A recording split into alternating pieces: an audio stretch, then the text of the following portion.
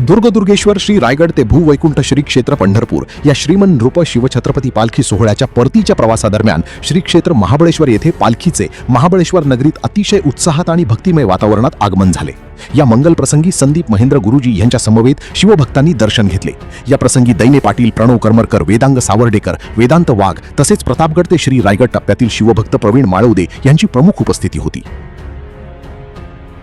या पालखी सोहळ्याच्या स्वागतासाठी व दर्शनासाठी राजाभाऊ गुजर, दिनेश बंडू फळणे, राजेश सोनकर, अतुल जाधव, राजेश जाधव यांच्यासह अनेक निष्ठावंत शिवभक्त मोठ्या संख्येने उपस्थित होते।